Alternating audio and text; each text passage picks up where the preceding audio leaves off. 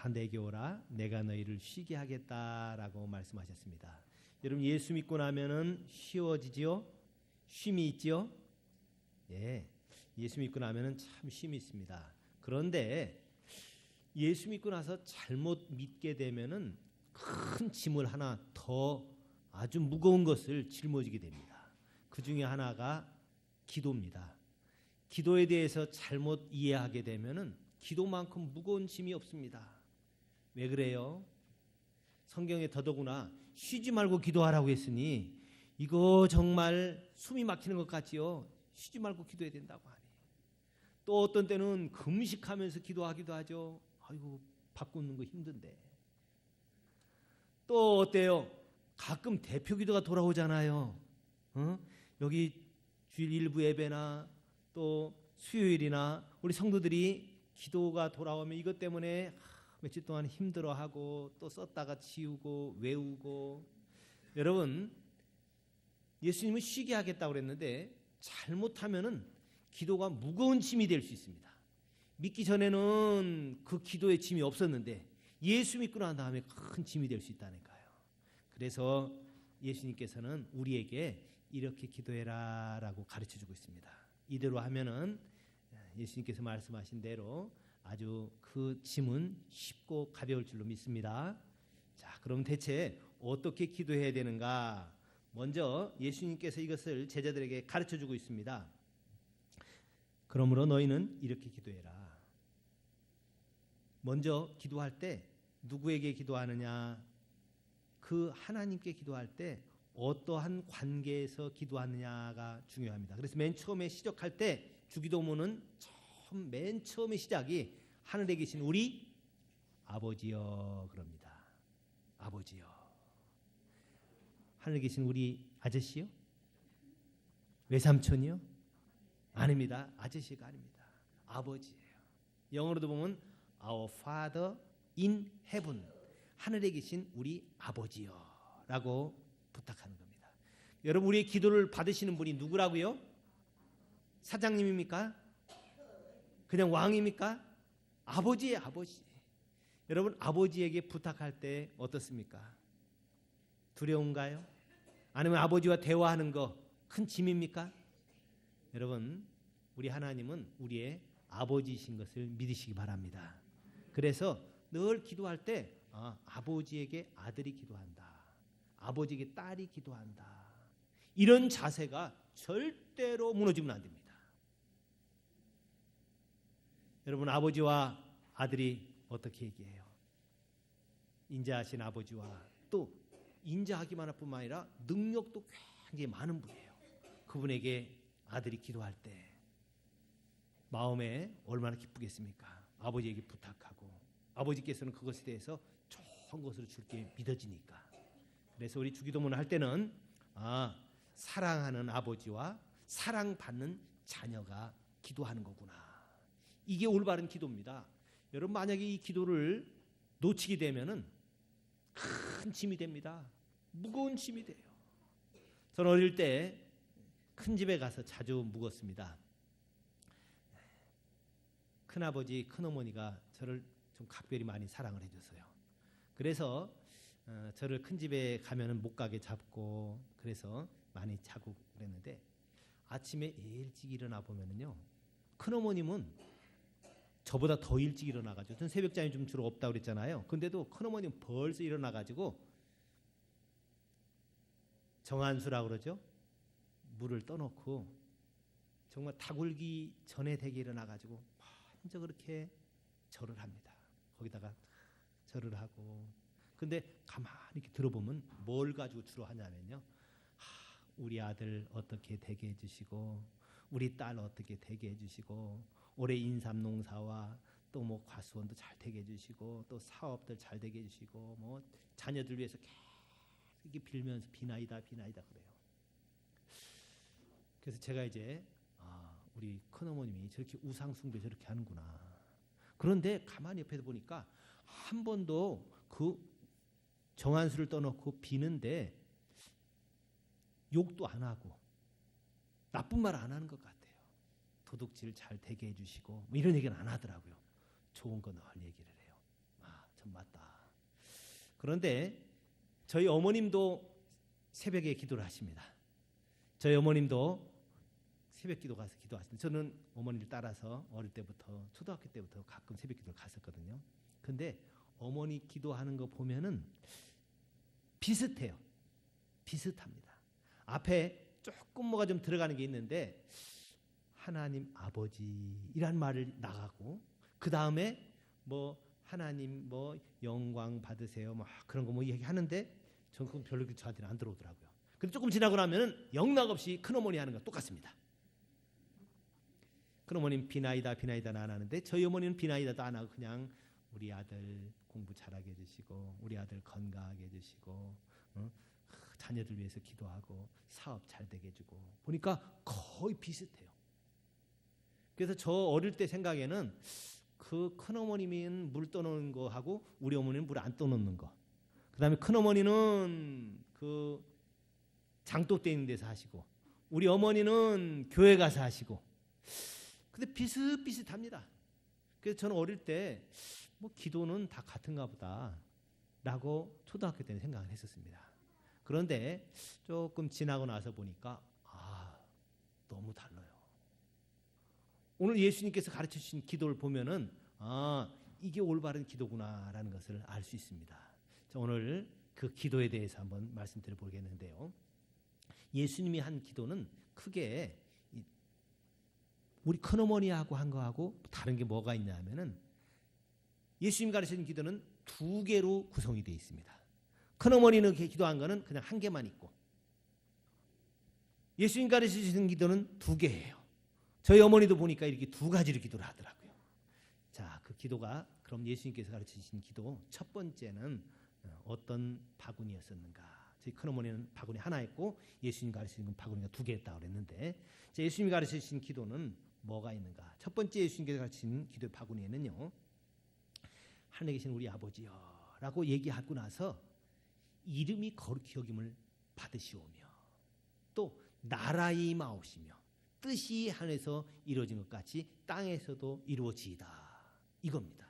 저희 큰어머니는 전혀 하지 않았던 겁니다. 근데 예수님께서 이걸 가르쳐 주시는 거예요. 이름이 거룩히 여김 받으시고 이거는 하나님의 이름이 거룩히 여김 받게 해달라. 이 거룩히 여김 받게 해달라는 것은 신성하게 예수님 부탁해 준 거는 그 아버지 이름이 신성하게 다른 사람들로부터 존경받고 칭찬받게 해달라며 그런 기도입니다. 거룩이란 말은요. 이스라엘 사람들은 딱 처음 생각하는 것이 레위기를 생각합니다. 왜냐하면 어린아이들 말 배우기 시작하면 그때부터 바로 레위기를 가르칩니다. 그래서 레위기를 주절주절 따라 읽고 그다음부터 애우게 되고 그래서 레위기 가운데 핵심적인 구절을 그들은 기억하게 돼 있어요. 레위기에 보면은 거룩하다. 하나님이 거룩한 것처럼 너희도 거룩해라. 여러분 거룩이란 말이 하나님 거룩 나오고 바로 이어서 나오는 것이 하나님이 거룩한 것처럼 너희도 거룩해라. 이 거룩이란 말은 하나님에게만 해당되는 것이 아니라 우리에게도 해당되는 말입니다. 그래서 하나님의 이름이 거룩히 여김을 받으시오며 라면 바로 하나님과 우리가 연결돼서 어떻게 하면 하나님의 이름이 거룩히 받나? 우리가 거룩해지면은 하나님이 거룩히 여김을 받는다는 겁니다. 여러분 만약에 자녀들이 잘못하면 뭐라 그래요? 야, 넌 누구의 애비야? 네 아버지가 누구야? 그러죠. 그리고 예수 믿는 사람들이 뭐 잘못하면 뭐라 그래요? 에이, 하나님 욕합니다. 여러분 하나님의 이름 거룩히 여김 받으려면은 우리가 거룩한 삶을 살아야만이 하나님의 이름이 거룩히 여김을 받습니다. 자, 많은 사람들이 우리에게 칭찬을 하게 되면은 하나님이 칭찬받고 우리에게 대해서 많은 사람들이 기뻐하게 되면은 하나님도 기뻐합니다. 그런데 예수님 사람들끼리 싸우고 미워하고 원망하고 시기 질투 분쟁하면은 예수님 사람 뭐 저래 그러죠? 그러면서 바로 욕하는 것이 하나님입니다. 그래서 여기 하나님 이름이 거룩히 여김을 받으시오며라는 것은 우리가 잘 살아야만이 그분이 거룩히 여김을 받습니다. 우리 마음속에 하나님이 실제로 존재하면서 우리를 통치해 주게 되면은 그분이 거룩히 여김을 받습니다.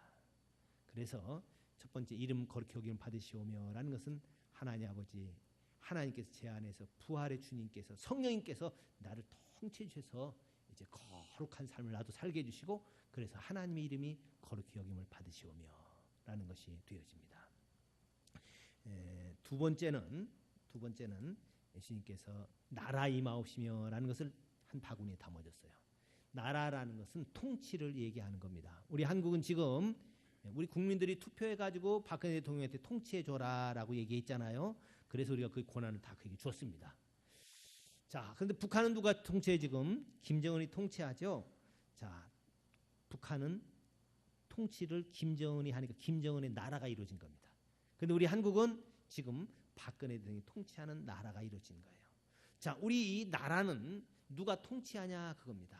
하나님 계신 우리 아버지 이름 거룩히 받으시며 나라 임하옵시며 나라라는 것은 하나님의 나라가 임하옵시며 이게 원문에 보면 Thy kingdom이라고 당신의 나라가 임하옵시며 그 얘기입니다. 그 누구 나라요? 하나님이 통치하는 나라가 임하옵시며 하나님 함께 통치하는 그런 나라가 임하시길 바랍니다 라는 겁니다. 여러분 우리 한국이 하나님이 통치를 하면 할수록 우리는 이 땅은 점점 행복한 나라가 되어집니다. 그런데 만약에 하나님이 통치하지 않고 마귀가 통치하게 되면은 그건 지옥이 돼버립니다. 마귀의 나라가 돼버리는 겁니다. 그래서 하나님이 통치해 주세요. 하나님이 다스려 주세요. 그럼 그것도 어떻게 돼요? 다스림은 하나님이 할 뿐만 아니라 다스림 받는 사람이 잘 받아야 되는 거죠. 하나님만 거룩한 것이 우리에 의해서 하나님 이름이 거룩해 주는 것 똑같이 하나님이 다스리려고 하면 우리가 다스림을 잘 받아야 하나님의 나라가 잘 임할 수 있습니다. 그래서 우리 기도 가운데는 너희는 먼저 그의 나라와 의를 구해라. 하나님의 나라가 임하도록 하나님의 통치가 임하도록 해야 된다. 여러분 오늘도 아침에 우리가 하나님의 통치를 받고 있습니까? 하나님의 통치 받으면 어때요? 아침에 일어났을 때 하나님께서 기뻐해라 라고 하면 기뻐할 수 있고요. 또 사랑하라 라고 생각 주면은 사랑하고 그럴 때 하나님의 통치가 임하게 됩니다. 거기 행복한 거예요. 그런데 하나님이 사랑해라 라고 하는데도 그 통치 안 받고 원망한다든지 불평한다든지 또 여기도 마찬가지예요. 하나님께 나와서 예배드리라 라고 하나님이 생각을 주는데도 일어나가지고 잘 준비하고 와서 예배하는 사람이 있는가 하면 아유 피곤하니까 좀 자야겠다 라고 해서 만약에 지금 자고 있는 사람은 하나님의 통치가 임하지 않습니다. 하나님의 통치 안 임하면 어떻게 돼요? 사탄이 통치하게 되어요. 여러분 어둠이 다스리다가 빛이 임하게 되면 어둠 물러갑니다. 그러나 만약에 빛을 가려버리고 촛불을 꺼버리게 되면은 어둠이 통치하게 돼 있어요. 그래서 하나님의 나라가 임하도록 우리 기도하는 것이 얼마나 중요한 건지요. 자, 그 다음에 세 번째는 뜻이 하늘에서 이루어진 것처럼 땅에서도 이루어지다. 여러분 하나님의 뜻이 있습니다. 많은 사람들은 근데 이 하나님의 뜻에 대해서 좀 마음속에 두려움이 있습니다. 혹시 내가 하나님 뜻 잘 따르면은 날 광신자로 만드는 거 아니야? 그래가지고 광신자 돼가지고 다 집도 다 버리고 뭐든지 다 버리고 저 아프리카 오지 같은데 선교사로만 가서 일하라고 한다든지 또는 하나님의 뜻은 나를 어떻게든지 아주 종교적으로 극심한 그런 광신자로 만드는 것이 하나님의 뜻인 줄로 오해를 합니다. 여러분 그렇지 않습니다. 예수 잘 믿으면 믿을수록 오히려 굉장히 인간적이 되게 되어 있습니다. 예수 잘 믿게 되면은 지극히 다른 사람들에 대해서도 존경하고 사랑하고 아주 인간적인 그런 사람이 되게 돼 있어요. 이게 하나님이 우리를 이끌어가는 방법입니다. 그래서 에레미야 29장에는 너를 향한 나의 생각은 내가 하나니 재앙이 아니라 평안이요 장래 희망을 주려고 한다. 여러분 한번 생각해 보시기 바랍니다. 지금 당장 하나님은 우리를 위해서 뜻이 있는데 어떤 뜻이요? 우리에게 장래 희망을 주려고 합니다. 우리에게 소망의 길로 이끌어 가려고 그러는 것이 하나님의 뜻입니다. 그런데 사탄은 어때요? 도적질하고 죽이고 멸망시키고 서로 분리시키고 싸움과 다툼으로 이끌어가게 되어 있습니다. 그런데 하나님의 나라가 임하게 되면 그 가정은 화목하고 행복한 가정이 되게 되어 있고 그 교회에 하나님의 뜻이 이루어지게 되면 그 교회는 은혜가 충만하고 은혜가 왕노릇합니다. 여러분 은혜가 뭐예요? 값없이 주는 거죠. 그래서 서로 은혜를 막 베풀어 줍니다. 그래서 그 교회가 화목하고 사랑하고 하나님이 주는 그 축복들을 마음껏 누릴 수 있는 교회가 되어집니다. 하나님의 뜻이 이 나라에 이루어지게 되면 어떻게 되어 있습니까? 여러분 공의가 하수처럼 흐르게 되어 있습니다. 불법을 행하는 것이 아니라 많은 사람들이 공의를 행하고 인자를 행하게 되고 자, 이것이 바로 우리 나라의 하나님의 뜻이 이루어지는 겁니다. 여러분, 그래서 뜻이 하늘에서 인 것처럼 땅에서도 이루어지이다라는 얘기 하려면 우리도 어떻게 돼요? 우리가 하나님의 뜻을 잘 분별해가지고 그 뜻대로 살면은 하나님의 뜻이 덜 잘 이루어지게 돼 있습니다. 그래서 첫 번째 바구니에 있는 하나님의 이름이 거룩히 여김 받는 것, 나라가 임하는 것, 뜻이 하늘에서처럼 이루어진 것은 실은 우리에 의해서 이런 것들이 이루어지게 돼 있습니다. 왜요? 우리가 지금 하나님의 대리인이기 때문에, 하나님이 지금 우리 안에 계시기 때문에 우리가 그렇게 하게 될 때 하나님의 뜻이 이루어지게 되고 나라가 임하게 되고 또 그 이름이 거룩히 여김을 받습니다. 여러분, 우리가 하나님의 이름을 거룩하게 여기지 않으면 전도의 문이 막히게 되어 있습니다. 예수 믿으라고 그러면 너나 믿어 그렇게 말해버려요. 그런데 자, 우리가 다른 사람들로부터 칭찬받고 존경받고 그렇게 되면은 저절로 따라오는 경우가 있어요. 당신이 믿는 예수 나도 믿겠다, 이런 얘기합니다. 많은 분들이 그렇게 합니다. 나도 저 사람이 믿는 예수 나도 믿었으면 좋겠다. 그래서 그것 때문에 하나님께 오는 경우가 많아요. 제가 미국에서 있을 때 실리콘밸리에서 사업가들을 이제 가르쳤었습니다. 실리콘밸리 기독 실업인회가 있는데 거기 있는 분들을 제자 훈련을 했어요. 그래서 이제는 사업할 때도 이제 요거 그대로 하십시다. 하나님의 이름이 거룩히 여김 받도록 사업합시다. 하나님의 나라가 우리 직장에서 이 사업터에서 임하도록 하십시다. 하나님의 뜻이 임하도록 하십시다. 이것에 대해서 저 같이 오랜 동안 가르치고 기도하게 했어요. 그런 다음에 사람들이 사업을 하는데 거기에 김수남이라고 하는 어떤 사업가가 한 분 있었습니다. 이분은 어떤 일을 하냐면은 반도체 장비를 테스트하는 그런 그 기계를 만드는 겁니다. 그래서 반도체에서 테스트하는 거기 때문에 아주 그 첨단 그 IT 제품이죠. 이것을 이분이 실리콘밸리에서 사업을 하다가 무슨 생각이 들었냐면은 하나님이 이제 중국에도 가서 이런 사업을 하라. 중국에 가서 하나님의 이름이 거룩히 받게 해라. 하나님의 통치가 거기서도 임하게 해라. 하나님의 뜻이 임하게 해라. 라는 그런 소원을 갖고 이분이 거기 있을 때 회장이었는데, 그래서 중국에 갔습니다. 중국에 가서 이제 그 사업을 시작을 한 거예요. 그 기계를 만들었습니다. 그랬더니 역시 이분은 스탠포드 대학이라는 대학, 미국에서 이 IT 쪽에서는 최고의 대학입니다. 스탠포드 대학에서 전자공학과를 나왔는데 이분은 좋은 기술을 가지고 있는 분입니다. 특허도 많이 가지고 있고, 그래서 중국에 가서 그 장비를 만드는 회사를 시작했습니다. 아이나 다를까 정말 사업이 잘 되는 거예요. 그래가지고 직원이 몇백 명이 됐습니다.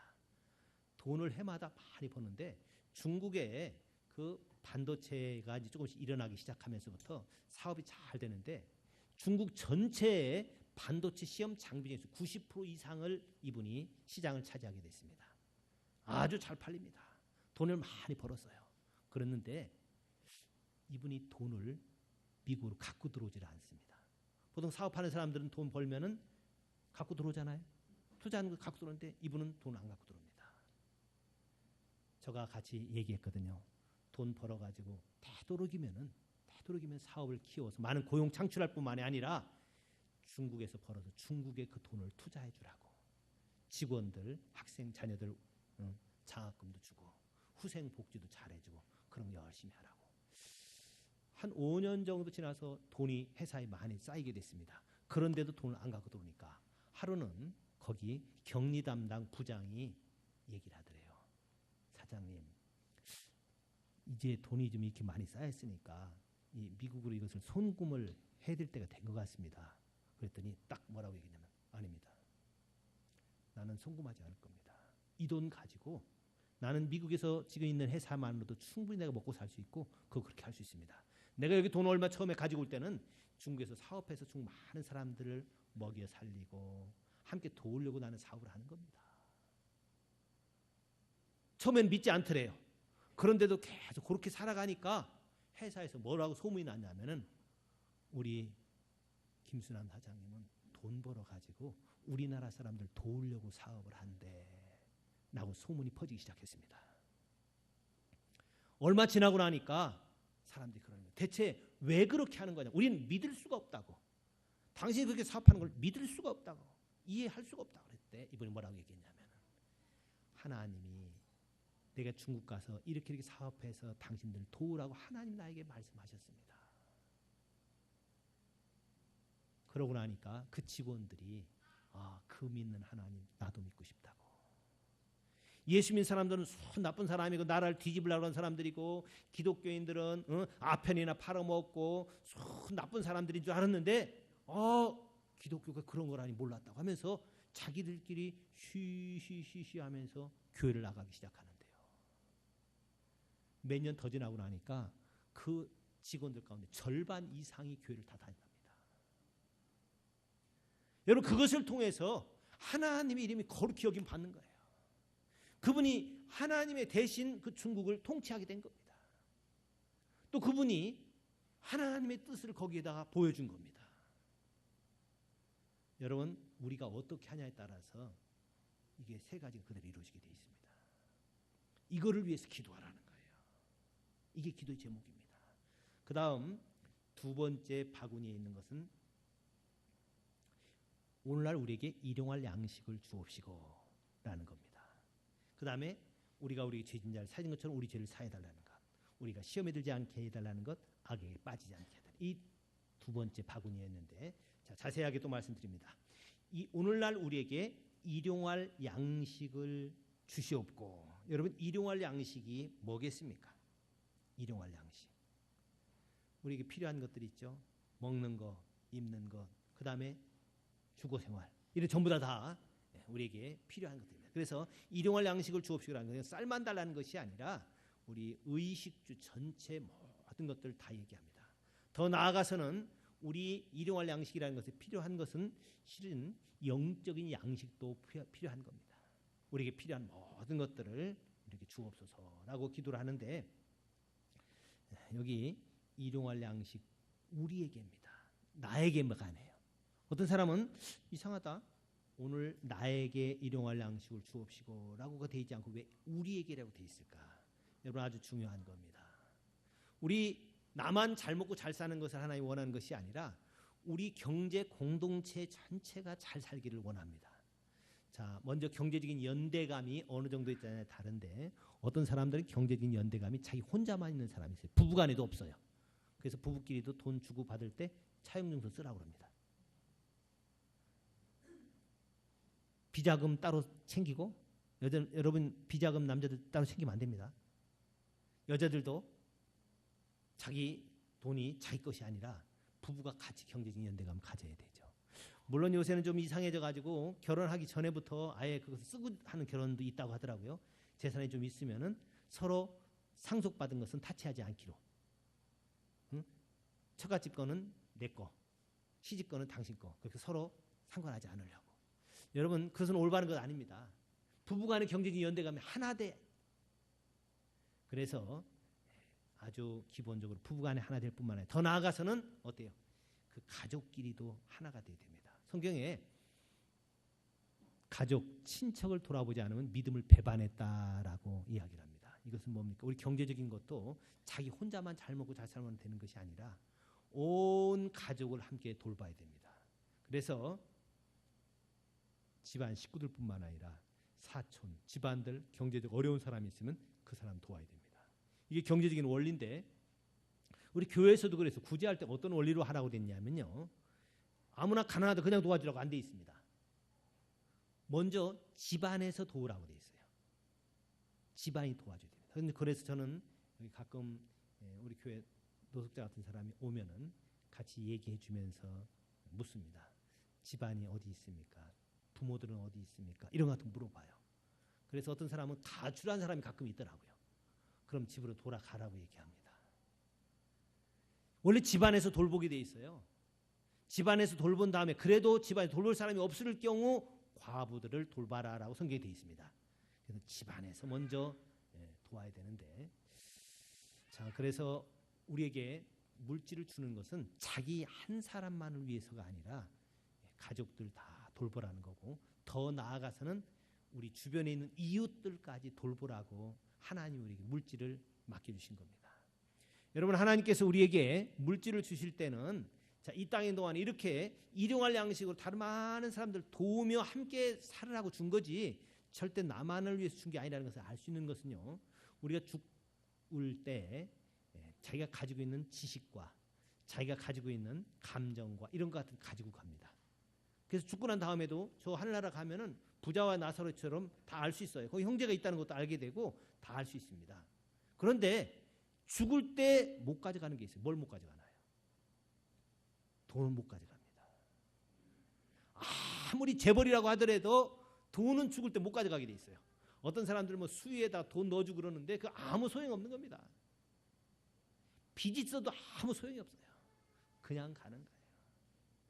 그래서 유대인들은 그것을 가끔 얘기를 합니다. 재밌게 얘기하는데 이 땅에 있는 동안에 하나님께서 물질 준 것은 다른 사람 다 섬기라고 준 것이지 자신을 위해서 준 것이 결코 아니라고 그들은 알고 있어요. 여러분, 우리가 가지고 있는 것 절대 가져갈 수 있는 게 아닙니다. 여기 있는 동안에 다른 사람 돕고 섬기라고 준 건데 그걸 가지고 자기만 잘 먹고 잘 산다고 한다면은 이거는 어쩌면은 굉장한 도둑질이라고 성경에서는 얘기를 합니다. 왜요? 도둑질한 자는 도둑질 하지 말고 빈궁한 자에게 구제할 것이 있기 위해서 제 손으로 수고해라. 다른 사람 도우면서 살아라라는 그런 뜻입니다. 여러분, 어떤 사업가들이 돈을 많이 벌었다. 그럼 그 돈 자기 게 아닙니다. 왜요? 자기가 잘해서만 버는 건 아니거든요. 저는 사업가들에게 가끔 그 얘기를 합니다. 당신 사업 지금 잘해서 돈 많이 벌었는데 당신 혼자서 잘한 거 아니지 않습니까? 그럼 눈을 깜빡깜빡해. 내가 열심히 잠자지 않고 내가 열심히 수고해서 벌었는데 여러분 아무리 그렇다고 하더라도 휴전선을 누가 지켜주지 않으면 사업할 수 있습니까? 휴전선 지켜주기 때문에 지금 안전하게 살 수 있는 거예요. 또 그 다음에 사업하는 사람들 물건을 실어서 옮겨가고 수출도 하고 뭐 그런 다음에 도로가 있어야 물건도 싣고 오갈 수 있는 거죠. 그 다음에 사업도 하려면 자기 혼자서만 합니까? 혼자서만 하면 구멍가게밖에 못해. 구멍가게도 그거 자기가 혼자 하는 겁니까? 물건을 사다 팔면 그 물건을 만든 사람이 있기 때문에 그 물건 장사할 수 있는 거예요. 나 혼자 한다 그러면 뭐 해야 돼요? 내가 혼자 땅 파가지고 내가 혼자 해가지고 내가 두부 만들고 내가 또 거기서 통조림도 만들고 내가 또 사과도 만들고 그래가지고만 구멍가게 할 수 있습니다. 누군가가 함께 만들어졌기 때문에 이게 분업에 의해서 되어지는 거지 자기 혼자 되는 것이 결코 아니거든요. 그래서 하나님이 물질을 주는 것은 우리 모든 사람들에게 일용할 양식을 갖게 하라는 겁니다. 선진국들은 밀값을 안정화시키기 위해서 밀을 바다에 갖다 빠치는 경우도 있습니다. 밀이 많으니까 밀값이 떨어지잖아요. 그런데 지금 아프리카 같은 경우는 굶는 사람도 많거든요. 여러분 그건 결코 올바른 것이 아닙니다. 우리 지구 공동체에 있는 모든 사람들이 그렇게 됩니다. 우리나라도 옛날에 6.25 이후에 정말 가난과 기아가 너무 심했었습니다. 그때 많은 나라들이 도와줬었어요. 우리도 그래서 마땅히 도와줘야 됩니다. 우리나라가 지금 선진국 됐다고 한다면 더 많이 높여야 됩니다. 더 어려운 나라 돕는 것을 함께 해야 돼요. 우리가 그래서 일용할 양식을 주옵시고라고 기도할 때는 오늘날 우리가 포함이 되는 겁니다. 이 경제적인 연대감을 함께 가지고 돈이 내 것이 아니라니까요. 함께 돕는 것. 이것 위해서 기도하라는 겁니다. 그 다음 또 하나는 우리가 우리에게 죄진 자를 사해 준 것 같이 우리 죄를 사해달라. 이게 굉장히 오해되어 있는 구절입니다. 여기 우리가 우리에게 죄진 자를 사해 준 것 같이 우리 죄를 사해 주옵시고라는 얘기는 이 말은 하나님과 우리 사이에 아버지와 자녀 사이에서의 죄사함입니다. 이거는 뭐냐 하면요. 아까 제가 강요한 목사님에게도 영어 예배 때 이걸 꼭 강조해 줘라고 말씀을 드렸는데 이것은 맨 처음에 우리가 회개하지 않았을 때 자수하는 그런 죄가 아닙니다. 자, 왜 그래요? 처음에 기도할 때 뭐라고 기도합니까? 하나님께서 우리 아버지라고 하죠. 벌써 아버지와 아들 사이의 기도입니다. 이거는 하나님과 우리 사이가 이미 거듭나서 자녀가 된 상태에서 하는 기도가 주기도문입니다. 그러니까 우리가 우리에게 죄진 자를 사해 준 것까지 우리 죄를 사해 주옵시고라는 얘기는 하나님의 자녀인데 자녀답게 살지 못하는 것에 관해서 기도하는 겁니다. 그런데 이것을 오해해가지고 이것을 영어로는 이걸 뭐라고 되어 있냐면 영어로는 sins라고 되어 있지 않습니다. 우리 죄를 사해달라는 거. 이건 안 돼 있고 debt라고 되어 있어요. debt라는 것은 빚이라는 것입니다. 빚. 그러니까 우리가 하나님 앞에서 무슨 지옥 갈 죄를 구하라는 것이 아니라 이제 하나님의 자녀인데 자녀답게 살지 못하는 죄 있죠. 우리가 우리 죄를 자백하면 저는 미쁘시고 이로사 우리 죄를 사하시며 모든 불의에서 우리 깨끗게 하겠다라는 것은 바로 이 얘기입니다.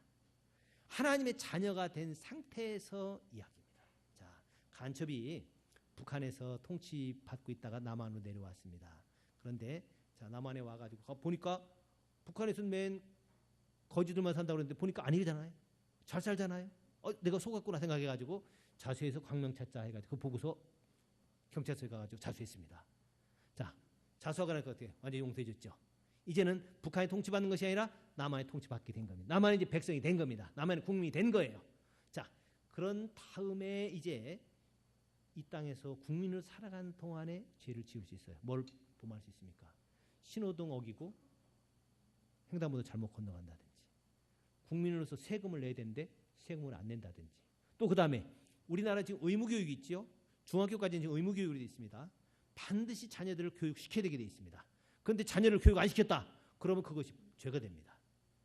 이런 것들, 내 자녀 교육 안 시킨 거, 횡단보도 건너간 거, 이 땅에 동안에 도둑질하고 거짓말하고 이런 것 같은 것들, 이런 건 이제 우리나라의 국민으로서 이런 벌을 받는 겁니다. 여러분, 그런 죄 짓는다고 도로 간첩이 됩니까? 간첩이 만약에 횡단보도 자수한 간첩이 횡단보도 잘못 건넜다고 도로 간첩이 돼버립니까? 너는 간첩죄로 인해서 너는 사형당한다. 아니죠? 여러분, 일단 하나님의 자녀가 되고 난 다음에는 이제 하나님의 자녀로서 범한 죄를 이야기하는 것이 오늘 여기 우리가 우리에게 죄진 자를 사해 준 것 같이 이렇게 되어 있는 겁니다. 그래서 이것을 용서하십시오. 이걸 보통 그 이니셜 포기브니스가 아니다. 그렇게 이니셜 포기브니스라는 것은 최초로 간첩 자수하는 것 같이 그런 걸 얘기하는 것이 아니라 하나님의 자녀로서, 이거를 페런츠, 하나님의 자녀, 아버지와 자녀를 이거 페런셜 포기브니스라고 그래요. 이게 뭐냐면 아버지와 자녀로서 범하는 요 관계. 여러분, 만약에 자녀가 아버지 말 잘 안 들으면 어떻게 돼요? 아버지 용돈 잘 안 주죠. 만약에 자녀가 아버지한테 불의하게 말하고 거짓말하고 그러면 어떻게 돼요? 아버지가 책망하죠. 그런다고 자녀가 안 됩니까? 안 해요. 부모 말 안 듣고 공부 좀 안 했다고 자녀가 아닙니까? 안 해요. 자녀인 것은 더 똑같습니다. 심지어는 어느 정도까지 해도 감옥 가 있어도 감옥 살아도 자녀는 자녀입니다. 우리가 하나님의 자녀된 다음에 이런 하나님 뜻대로 잘 살지 않음으로 말미암아 우리가 하나님의 풍성한 것을 누리지 못할 때가 있어요. 이것을 용서해달라는 얘기입니다. 아멘. 어떤 사람들은 이 주기도문 이걸 보고 나서 죄 있으면 또 지옥 가는구나. 아닙니다. 그래서 저는 주일날 예배를 섬길 때 그것에 대해서 굉장히 신경을 많이 씁니다. 뭐를 씁니까? 한 주간 동안에 우리가 하나님의 자녀인데 자녀답게 살지 못한 죄를 하나님 앞에 자백을 하는 것, 이것이 자칫 내가 한 주간 동안 좀 잘못 살아서 죄가 좀 있기 때문에 지옥 가는 거나 그렇지 오해하지 않도록. 여러분, 일단 하나님의 자녀가 된 다음에는 자녀로서 살지 못해서 풍성한 삶을 누릴 수가 없는 거예요. 여러분, 자녀가 어때요? 돈 줬더니 매일 불량식품이나 사 먹고 그거 가지고 무슨 나쁜 짓이나 하고 만화방이나 다니고 그러면 어떻게 돼? 부모가 돈을 안 주죠. 그런 것과 마찬가지입니다. 하나님의 자녀로서 뜻대로 잘 살게 되면 풍성한 삶이 있지만 그렇지 못하면 풍성한 삶이 없다는 것. 그래서 여기 우리가 우리에게 죄진 죄를 사해 준 것, 우리 죄를 사해 달라는 것은 바로 이런 개념입니다. 하나님의 자녀인데 자녀답게 살지 못한 것들을 하나님 앞에 용서해 달라라는 얘기죠. 그러면서 또 하나 나오는 것이 우리가 우리에게 죄진 자를 사해 준 것 같이라고 되어 있는데 여기 좀 오해하기가 쉬운 게 있습니다. 우리가 만약에 죄진 자를 내가 용서해 주지 않으면 내 죄를 용서해 주지 않는 것 아니냐, 그래서 나는 지옥 가는 거냐, 그건 아니라는 거죠. 여기 있는 얘기는 자체가 좀 다른 얘기입니다. 자, 이건 무슨 얘기예요? 하나님의 자녀로서 이런 훈련이 지금 되어지는 과정에서 그 죄를 얘기하는 건데, 이스라엘에는 대속죄일이라고 하나님 앞에 죄를 고하고 기도하는 기간이 열흘 동안 있습니다. 특히 10월 달인데 1일부터 10일까지인데 그거가 있기 전에, 그 시작하기 전에 한 달 동안 사람들끼리 용서하는 기간이 있습니다. 말하자면 10월 1일부터 열흘 동안 10일까지라고 한다면은 9월 한 달 동안은 사람들끼리 지은 죄를 서로 얘기하는 거예요. 나 너 미워했었어. 나 너한테 약속 안 지킨 거 미안해. 이런 거 용서해줘. 나 뒤에 다니면서 너 욕했어. 흉봤어. 이런 거 같은 거 있으면 얘기하는 거예요. 자, 이것을 얘기하고 나서 그 다음에 10월 1일부터 10일까지 이제 하나님 앞에 대속죄를 드리는 겁니다. 그런데 만약에 한 달 동안 그런 거 안 하고 나서 만약에 하나님 앞에 나가면 하나님이 안 됩니다. 용서 안 한다는 겁니다. 용서 안 하면 어떻게 되나? 지옥 가나요? 아니죠. 그건 지옥 가는 게 아니고 하나님 풍성한 삶을 그에게 주지 않습니다.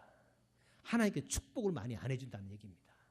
그래서 여기 우리가 우리에게 죄진 자를 사해 준 것 같이 우리 죄를 사해 주옵시고 라는 얘기는 바로 이런 문제에 대해서 이야기하는 겁니다. 자, 그 다음에 시험에 들게 하지 마옵시고 라는 얘기는 하나님께서는 우리에게 견딜 수 있는 시험만을 당하게 해달라는 것이 우리의 기도입니다. 여러분, 그러다 보니까 어때요? 하나님은 우리가 당하는 모든 시험은 다 감당할 수 있는 것만 줍니다. 아멘. 어떤 때는 이것이 너무 무겁고 너무 힘든 것 같아요. 나는 도저히 견딜 수가 없어요. 하나님, 나 이거 시험 감당할 수가 없어요. 그러는데 아닙니다. 감당치 못할 시험은 하나님 절대로 허락하지 않습니다. 어떤 것일지라도요. 다 감당하게 줍니다. 여러분, 우리가 이 땅에서 감당치 못할 시험은 절대로 없습니다. 왜? 우리가 딱 하나님의 자녀 된 순간에 주기도문을 한 번만 외웠다고 하더라도 하나님께서는 감당치 못할 시험은 없습니다. 처음 당할 때는 정말 죽는 것 같고 힘들지 모르지만 아닙니다. 반드시 거기에 피할 길을 하나님께서 만들어줍니다. 이것이 우리에게 시험에 들게 하지 마옵시고 라는 얘기인데, 근데 여기서는 또 혼동을 좀 할 수 있는 것이 시험 들지 말게 하옵시며, 그러면은 하나님께서 왜 아브라함은 시험 줬냐라고 얘기했는데, 아브라함에게 준 것은 테스트입니다. 이거 테스트가 뭐예요? 네 독자 이삭을 바쳐라 라고 얘기한 것은 그 독자 이삭을 안 바쳤더니 하나님께서 아브라함에게 너 죽어 해가지고 벌 줬을 것 같아요? 아닙니다. 이삭 안 바쳤어도 하나님 벌 주지 않습니다. 여러분, 대학 시험 떨어졌다고 벌 받나요? 감옥 가나요? 아닙니다. 서울대학 시험 보는 것은 서울대학 들어가기 위해서 보는 거예요. 시험 볼 수 있도록 허락받는 거 감사한 거죠. 그 자격을 줘서 보는 거 감사하죠.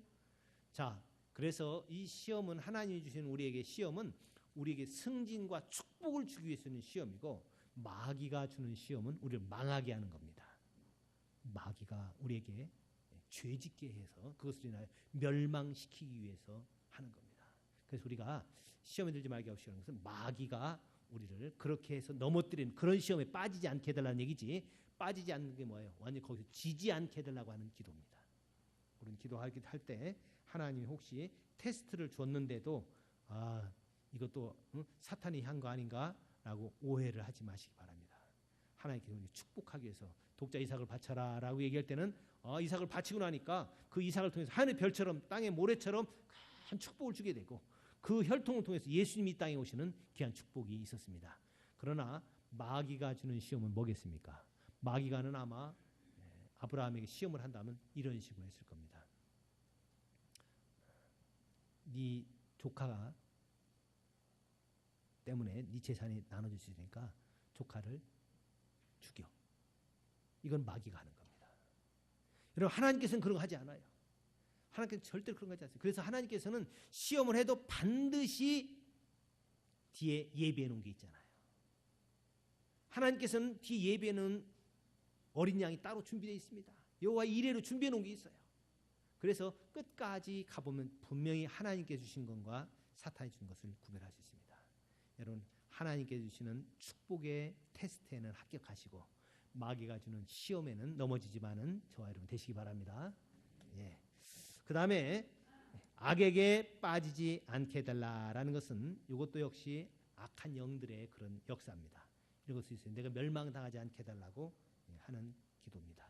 자, 이거 우리 다 쉽게 알 수 있는 거니까 마지막으로 이제 나라가 권세와 영광이 아버지께 영원히 싸움나이다 아멘 이렇게 하고 끝나고 났는데, 자, 주기도문 예수님께서 가르쳐 준 다음에 하나 14절과 15절을 얘기해 주고 있습니다. 자, 이것은 어떤 뜻일까요? 예수님께서는 제자들에게나 누구에게 성경을 가르쳐 준 다음에 설교를 한 다음에 따로 불러서 어려운 것을 풀어주거나 또 그것에 대해서 비유를 했던 것을 자세히 풀어주는 것이 예수님의 보통 가르침입니다. 자, 저희 교회도 그렇죠. 주일날 이렇게 설교한 다음에 되게 주일 오후에는 더 깊게 또는 그것에 대해서 더 자세하게 이렇게 하는 겁니다. 그래서 성경에 있는 방법대로 지금 하려고 노력을 하고 있는데 예수님께서 14절 15절도 그 말씀입니다. 주기도문이 끝난 다음에 혹시 오해할 수 있기 때문에 더 자세하게 14절 15절 같이 읽겠습니다.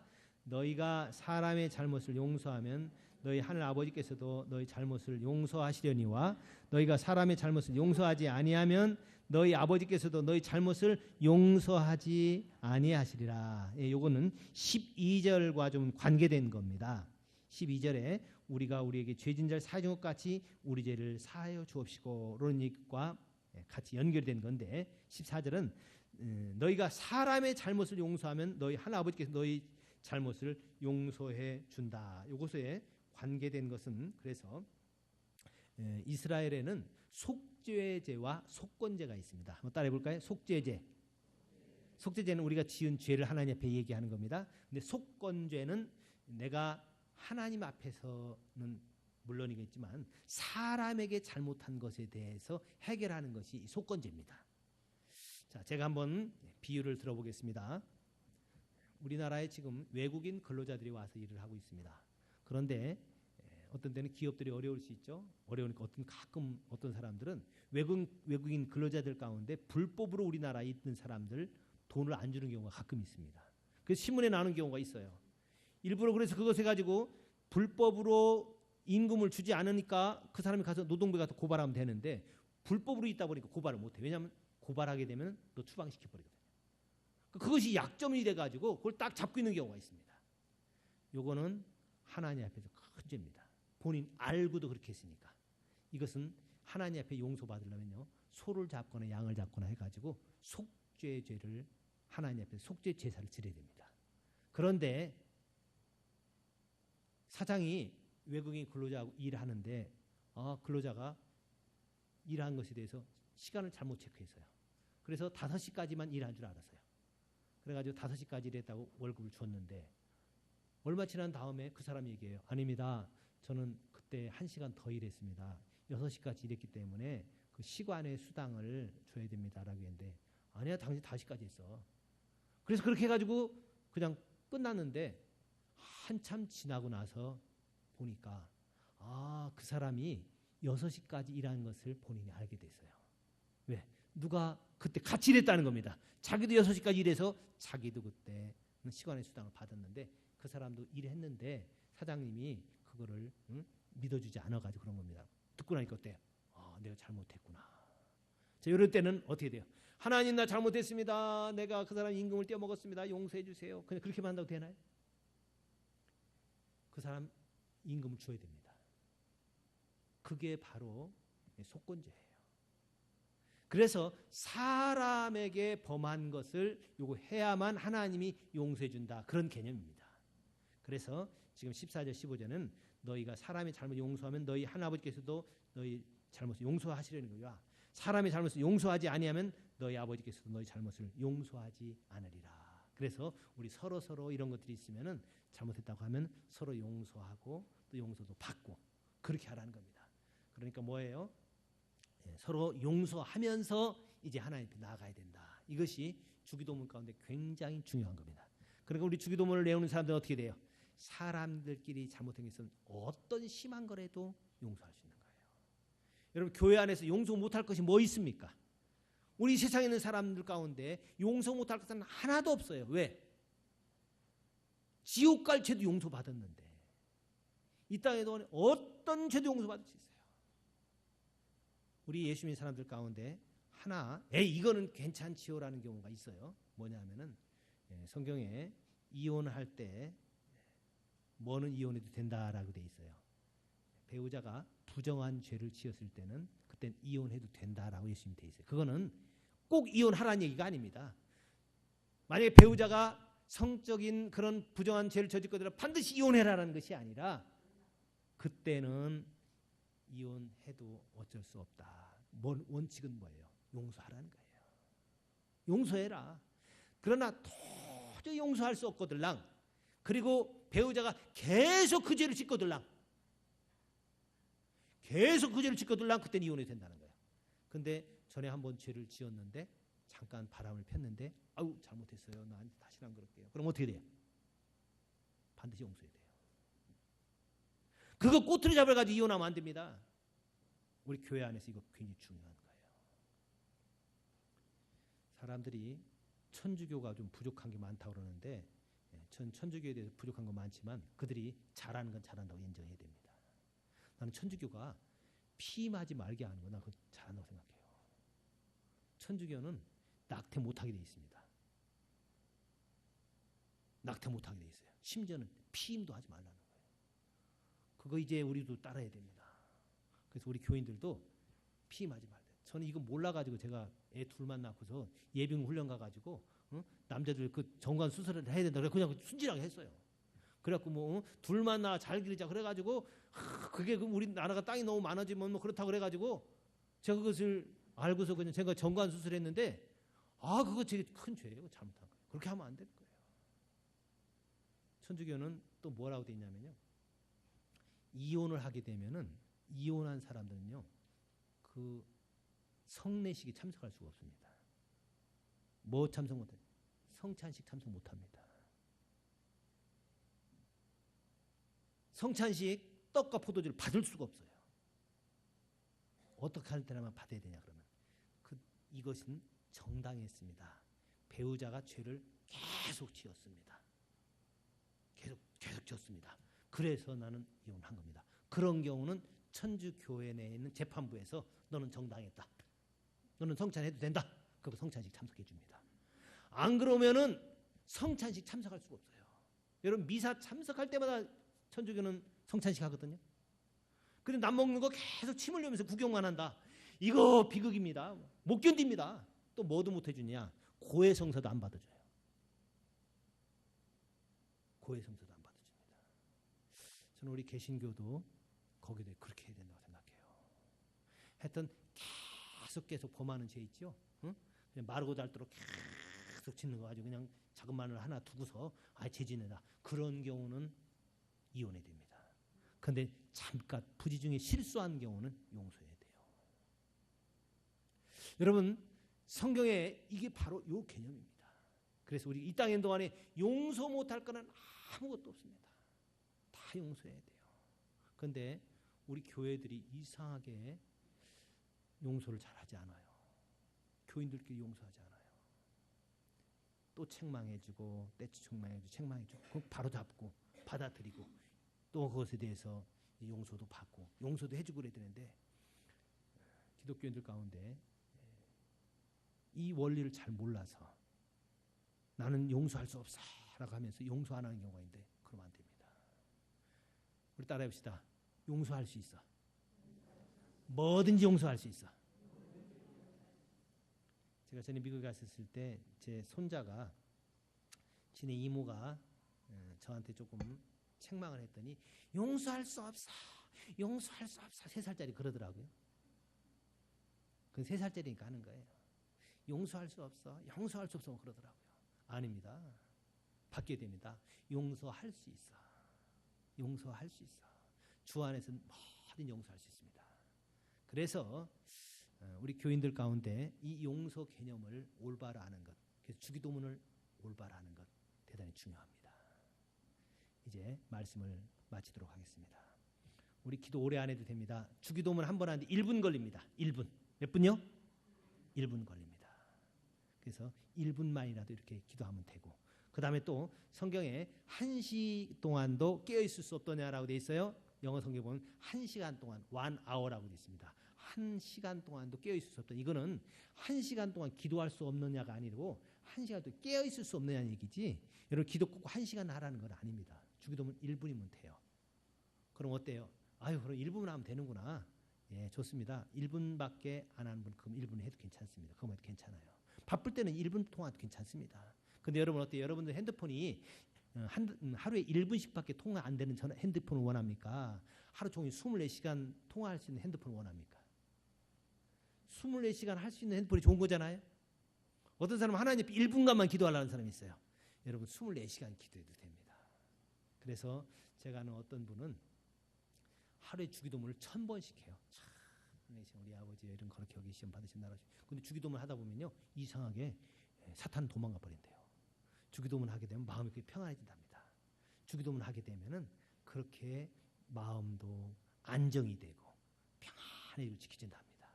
여러분 아침에 일어나거들랑 기도하기 어려우면 주기도문 하세요. 그리고 하루에도 수없이 기도하세요. 전화 계속해도 괜찮다니까요. 하나님 앞에 계속 기도해도 괜찮아요. 하나님 다 받으십니다. 우리 주기도문을 통해서 풍성한 은혜를 누리는 저와 여러분이 되시기 바랍니다. 우리 기도하겠습니다. 자, 우리 주기도문으로 날마다 기도하되 오늘 여기 있는 것처럼 이렇게 기도해서 우리 풍성한 삶을 누릴 수 있도록 우리 기도의 영을 갖기를 원합니다. 제가 기도하겠습니다. 하나님 아버지, 오늘 예수님께서 가르쳐 주신 주기도문에 대해서 들었습니다. 하나님에 계신 우리 아버지라고 부르게 해주시고 아버지와 자녀 사이에 하는 기도라는 것을 알게 해주시기를 원합니다. 그래서 사랑이 많으신 아버지께서 우리 기도를 듣기를 기뻐하신다는 것을 알아서 이제 하나님에 대해서 나라가 임하고 이름이 거룩히 여기는 받았고 하나님의 뜻이 하늘처럼 땅에서도 이루어지게 해달라고 기도할 수 있는 저희를 되게 해주시고 일용할 양식을 주옵시고 우리가 우리 죄진자 사준 것처럼 세달라고 기도하고 시험에 빠지지 않도록 기도하고 악에게도 건져달라고 기도할 줄 아는 저희들 되게 하여 주시옵소서. 예수님의 이름으로 기도하옵나이다. 아멘. 교회 소식 말씀드리겠습니다. 여러분들 주보를 참조해 주시기 바랍니다.